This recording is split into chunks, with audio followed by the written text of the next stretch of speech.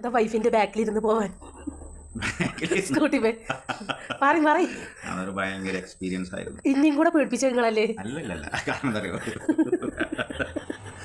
എന്റെ പൊന്നോ പറഞ്ഞിരിക്കല്ലേ, അതെന്നെ കെട്ടിപ്പിടിച്ചിരിക്കണം. അപ്പം ഞാനും കാക്കയും കാഞ്ഞിരത്തേക്ക് വന്നതാണ് കേട്ടോ. കാക്കാനോട് നമുക്ക് കാഞ്ഞിരത്തേക്ക് പോകല്ലേ എന്ന് ഞാൻ ചോദിച്ചു.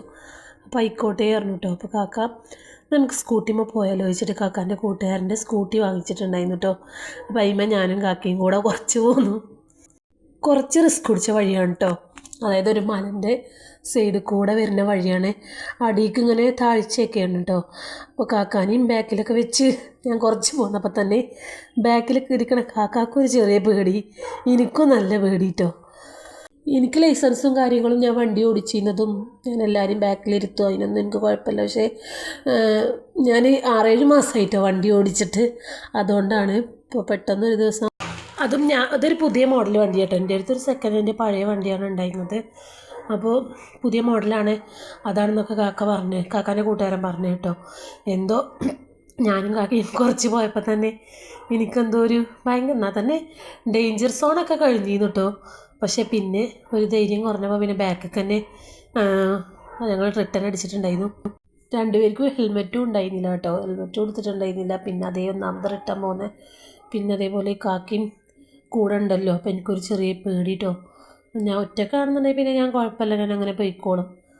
ഞാൻ കാക്കാനോട് ഡൗട്ട് ചോദിക്കുമ്പോൾ കാക്ക തന്നെയാണെങ്കിൽ കൂടുതൽ പേടിപ്പിക്കുകയാണ് കേട്ടോ ചെയ്യുന്നത്.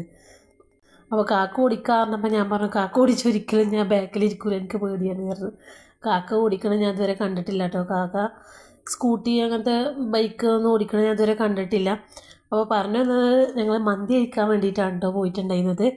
അപ്പോൾ അതാ മന്തിയൊക്കെ കഴിച്ചുകൊണ്ടിരിക്കുകയാണ്. കാക്ക എന്തോ റൊട്ടിയോ പിന്നെ എന്തൊക്കെയോ കാക്ക ഓർഡർ ചെയ്ത് കാക്ക കഴിക്കുന്നുണ്ട്. ഞാൻ മന്തി കുറേ ആയിട്ടോ കഴിച്ചിട്ട്. സത്യം പറഞ്ഞാൽ നമുക്ക് ചാനൽ തുടങ്ങിയതിന് ശേഷം ഞാൻ കടയിൽ പോയിട്ട് മന്തി കഴിച്ചിട്ടില്ല കേട്ടോ. വീട്ടിലുണ്ടാക്കിയിട്ട് കഴിച്ചിരിക്കണമെന്നല്ലാതെ, ഇവിടുന്ന് ഒരു വട്ടം കഴിച്ചിരിക്കണം എൻ്റെ വീട്ടിൽ നിന്നല്ലാതെ, മന്തി കഴിച്ചിട്ട് ഒരുപാടായിരുന്നു കേട്ടോ. മന്തി കഴിക്കാൻ കുറേ ആയിട്ടോ ആഗ്രഹം. ഞാൻ ഇടയ്ക്കിടയ്ക്ക് മന്തി കഴിക്കണ ഒരാളായിരുന്നു. നമ്മളെ വീടിൻ്റെ അടുത്തൊക്കെ പിന്നെ പറഞ്ഞു കഴിഞ്ഞാൽ ഒരു വീട്ടിലേക്ക് തന്നെ കൊടുന്നു കേട്ടോ. ഇവിടെ അങ്ങനത്തെ സൗകര്യം ഉണ്ടോയെന്നൊന്നും എനിക്കറിയില്ല. കാക്കതാ പിന്നെ നമുക്ക് മീനൊക്കെ വാങ്ങാൻ പോയിട്ടുണ്ടായിരുന്നു. അതിന് ശേഷം പിന്നെ ഞങ്ങളിവിടെ ചായ മക്കാനിയും ഒന്നുണ്ടല്ലോ, അവിടുന്ന് ചായ കുടിച്ചിട്ടുണ്ടായിരുന്നു കേട്ടോ ഞാനും കാക്കി. അപ്പോൾ ചായ കിട്ടുന്നത് വരെ നമ്മളൊരു സ്നേഹപ്രകടനമൊക്കെ ഉണ്ട് കേട്ടോ. നമ്മൾ സ്നേഹപ്രകടനം തുടങ്ങിയതും ചായ വന്ന്. മന്തി ഇപ്പോൾ കഴിച്ചിട്ടല്ലേ ഉള്ളൂ, അതുകൊണ്ട് നമ്മൾ കടിയൊന്നും ഉണ്ടായിരുന്നില്ല. പിന്നെ ഞാൻ കാക്കാനോട് എനിക്ക് വണ്ടിയിലിരുന്ന് കഴിക്കാൻ ഒരു പരിപ്പോട വേണമെന്ന് പറഞ്ഞപ്പോൾ കാക്ക എനിക്ക് പരിപ്പോട വാങ്ങിച്ചു തന്നിട്ടുണ്ടായിരുന്നു കേട്ടോ. കാക്ക എന്നോട് പറഞ്ഞേ, കാക്ക ഞങ്ങളെ വീഡിയോ എടുക്കുകയാണ് പറഞ്ഞപ്പോൾ കാക്ക സമ്മതിക്കില്ല കേട്ടോ. ഞാൻ ഡ്രൈവ് ചെയ്യണത് എടുത്തോ ചെയ്യായിരുന്നു.